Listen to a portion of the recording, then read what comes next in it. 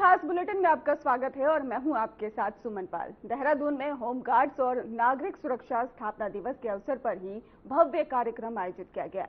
इस अवसर पर ही विभागीय रेती का परेड का निरीक्षण किया गया और साथ ही विभागीय स्मारिका और कैलेंडर का भी विमोचन किया गया है। वहीं कार्यक्रम में सीएम ने शिरकत कर क्या कुछ कहा है, चलिए सुनवाते हैं।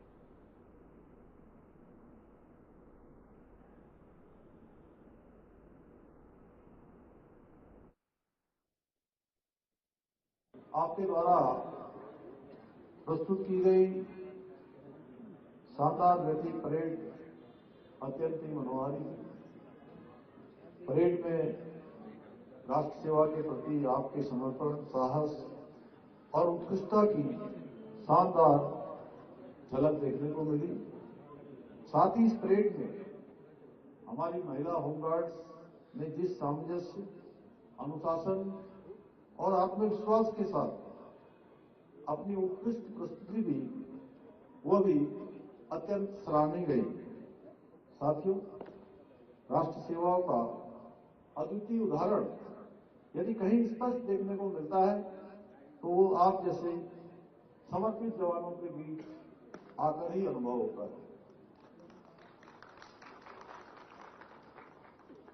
आप सभी कठिन से कठिन परिस्थितियों में धैर्य, समर्पण और अदम्य इच्छा शक्ति के साथ प्रदेश की सुरक्षा व्यवस्था, जन सेवा के दायित्वों को निभाने में सदैव अग्रणी भूमिका निभाते हैं। मैंने स्वयं देखा है कि अपनी ड्यूटी के दौरान हमारे होमगार्ड्स के जवान न तो धूप की परवाह करते हैं, न बरसात से उनके हौसले कमजोर पड़ते हैं और न ठंड में उनके हाथ कांपते हैं। मुझे गर्व है कि हमारे होमगार्ड्स के जवान प्राकृतिक आपदाओं के समय में भी आवश्यकता पड़ने पर त्वरित रूप से घटनास्थल पर पहुंचकर राहत और बचाव कार्य करने में पूरी तत्परता और समर्पण के साथ जुट जाते हैं। साथियों, आप सभी के हौसले और समर्पण को उचित सम्मान देते हुए हमारी सरकार ने होमगार्ड जवानों के कल्याण और संगठन के उत्थान हेतु अनेक महत्वपूर्ण निर्णय लिए हैं। एक ओर जहां हमारी सरकार ने पहली बार होमगार्ड जवानों को 12 आकस्मिक अवकाश प्रदान करने का निर्णय लिया है, वहीं महिला होमगार्ड्स को प्रसूति अवकाश प्रदान करने की सुविधा भी प्रारंभ की है।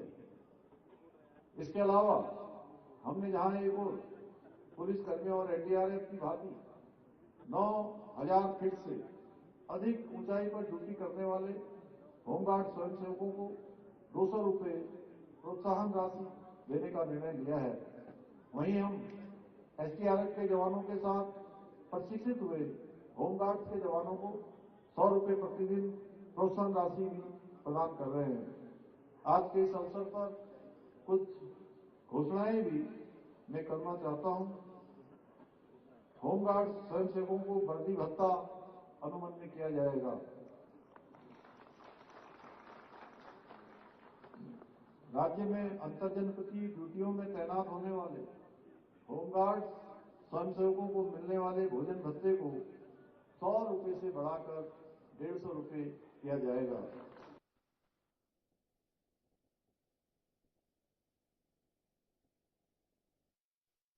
शिक्षा विभाग के अंतर्गत संचालित मुख्यमंत्री गेम चेंजर योजना के तहत ही भारत दर्शन शैक्षणिक भ्रमण 2025 का भव्य फ्लैग ऑफ कार्यक्रम देहरादून में आयोजित किया गया, जिसमें कि सीएम धामी ने शिरकत की है। इस दौरान उन्होंने क्या कुछ कहा है, आइए सुनाते हैं। उत्तराखंड में पहली बार नकल का कानून आया है। उत्तराखंड पहली बार देश के सतत विकास के लक्ष्यों को प्राप्त करने में पहला स्थान प्राप्त हुआ है। उत्तराखंड की झांकी को भी 2023 में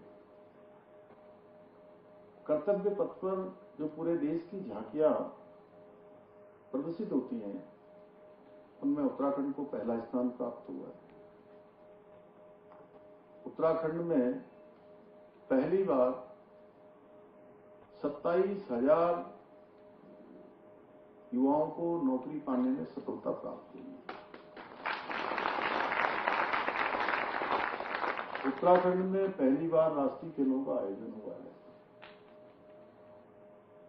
उत्तराखंड में पहली बार बड़े पैमाने पर भ्रष्टाचार के खिलाफ कार्रवाई हुई है। उत्तराखंड में पहली बार 10,000 एकड़ जमीनें अतिक्रमण से मुक्त कराई गई हैं और आप ही के विभाग से संबंधित शिक्षा विभाग में पहली बार राज्य के अंदर मदरसा बोर्ड समाप्त करके माध्यमिक शिक्षा बोर्ड के साथ उसको जोड़ा गया है। पहली बार सतत विकास के लक्ष्यों को प्राप्त करने में हमको पहला स्थान मिला है। ईज ऑफ डूइंग बिजनेस में हमको देश का अग्रणी स्थान प्राप्त हुआ है। ईज ऑफ लिविंग में हमको पहला स्थान प्राप्त हुआ है। सिंगल विंडो सिस्टम के जो मानक है उन मानकों को पूरा करने में हमको भारत सरकार में सर्वोच्च स्थान प्राप्त हुआ है। पर्यटन के क्षेत्र में हमको सर्वोच्च पुरस्कार मिला है। मोस्ट फिल्म फ्रेंडली स्टेट का भी हमको पुरस्कार मिला है। वो किसी साधनों और संसाधनों की कमी के कारण से रुक नहीं सकती है, लगातार आगे बढ़ेगी। इसी प्रकार से हमारा राज्य उत्तराखंड, जिसको हिंदुस्तान के एक छोटे से राज्य के रूप में देश में जाना जाता था, लेकिन इन सालों में हमने इतने सारे नवाचार कर दिए हैं, अभी भूल गया आप सबसे जुड़ा हुआ, उत्तराखंड में पहली बार राष्ट्रीय खेलों का आयोजन भी हुआ। तो ये मैंने कुछ एक बताया है, कुछ एक 10-15 कितने बताए उन्होंने मैडम, कितने बताए? 15 बता दिए। इन्वेस्टर समिट हुई और इन्वेस्टर समिट के बाद 1,01,000 करोड़ का हमारे यहाँ पर अभी तक धरातल पर निवेश उतर गए और उन पर इंडस्ट्रियां लग गई।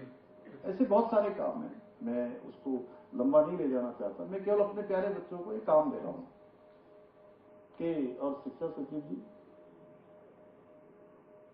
इसके बाद ये जब बच्चे आएंगे तो इनका एक छोटा सा एक पत्र ले लीजिएगा सबसे, कोई एक प्रोफार्मा दे दीजिएगा जिसमें 2, 4, 5 पन्ने हों, और ये सब बच्चे जो है और इनको दे दीजिए कि 100, 200, 500 ऐसी चीजें पहली बार कौन कौन सी हुई है, 50, 100 जो भी आप क्राइटेरिया रखना चाहें, और उसमें से जो 5 बच्चे सबसे अच्छा करके लाएंगे, 5 नहीं 5 कम हो जाएंगे, टोटल कितने 240 हैं, तो इसमें से 10% बच्चों को उनको हम लोग एक दिन जो है, और उनकी प्रसिद्ध अंतरिक्ष वैज्ञानिक डॉक्टर विक्रम साराभाई जैसे महान वैज्ञानिकों ने जिन संस्थानों में आप जा रहे हैं उन्हीं संस्थानों में काम किया है। इसलिए मुझे विश्वास है कि आप लोग अपने इस भ्रमण को केवल समय काटने के लिए नहीं जाएंगे, केवल घूमना फिरना है ऐसा मन में लेकर नहीं जाएंगे। ये जरूर है, मन में प्रसन्नता होनी चाहिए कि आप कुछ नया सीखेंगे, नया देखेंगे, और घूमना फिरना तो आपके प्रारब्ध में है, आपके प्रारब्ध में है, इसीलिए तो आप जा रहे हैं। कितने बच्चों ने भाग लिया होगा रमन जी, हमारे पूरे इन दोनों ही बोर्डों के हैं? नहीं, ये नहीं, जिनमें से टॉपर आए हैं। अब देखो 5 लाख बच्चों ने भाग लिया,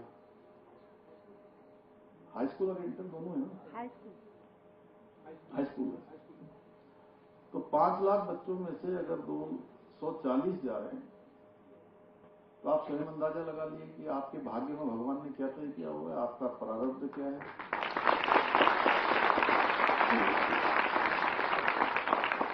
आप सब पर भगवान की कृपा है, आपके माता पिता का आशीर्वाद है, आपके गुरुजनों का आशीर्वाद है, जिन्होंने आपको अच्छी शिक्षा और अच्छे संस्कार देने का काम किया है, और आप भाग्यशाली हैं। तो इसलिए खाना पीना, अच्छा घूमना, इसकी किसी को चिंता नहीं करनी चाहिए। नेता वो होता है जो जिस क्षेत्र में काम करता है उस क्षेत्र में अपना सर्वोत्तम देता है, सबसे आगे रहता है, सबको दिशा देने का काम करता है, सबको रास्ता दिखाने का काम करता है और अच्छा योजन नियोजन करके हर काम को पूरा करने का काम करता है। उसको नेता कहते हैं। ऐसे नेता बनोगे ना तो कम लोगों की आवाज क्यों आ रही है इसमें भी? चलिए जोर से बोलिए, ठीक है ना? इसलिए बच्चों अपने जो सपने हैं उसको हमेशा बड़ा रखो।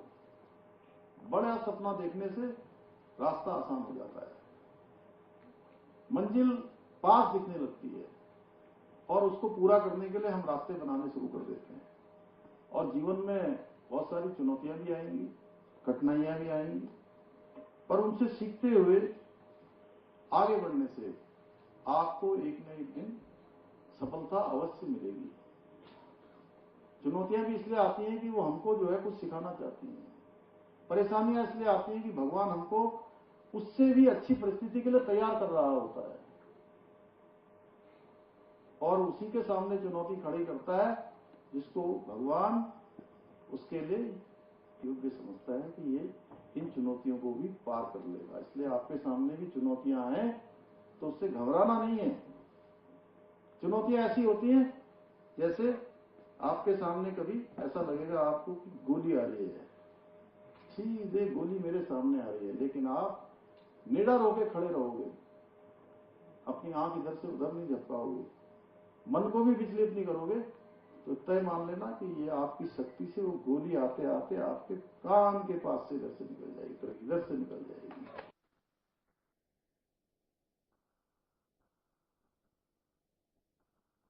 मुख्यमंत्री आपको बता दें कि निर्देश पर ही जिलाधिकारी मयूर दीक्षित की अध्यक्षता में हर सोमवार आयोजित होने वाली जन सुनवाई में इस बार कई विभागों से जुड़ी 100 से ज्यादा शिकायतें दर्ज की गई है और कई समस्याओं का मौके पर ही निस्तारण किया गया है, जबकि बाकी मामलों को ही तुरंत कार्रवाई के लिए संबंधित विभागों को भी भेजा गया है। जिलाधिकारी मयूर दीक्षित ने बताया कि कुछ शिकायतें बार बार ही दोहराई जा रही हैं, जिस पर अधिकारियों को कड़ी चेतावनी दी गई है।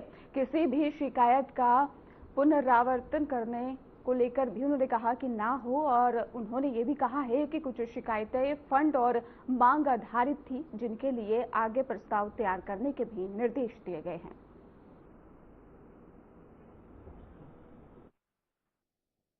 100 से अधिक शिकायतें ऑलरेडी आ चुकी हैं और अभी भी शिकायतकर्ता आ रहे हैं यहाँ पर शिकायत दर्ज कराने के लिए। विभिन्न विभागों की शिकायतें हैं, कुछ शिकायतें रिपीटेड भी हमने पाई हैं, जिसमें अधिकारियों को चेतावनी दी गई है कि कोई भी शिकायत रिपीट ना हो।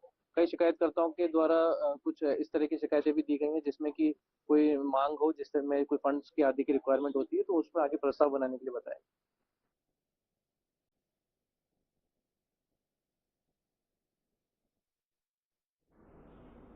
'फिलहाल बुलेटिन में रुकेंगे एक छोटे से ब्रेक के लिए।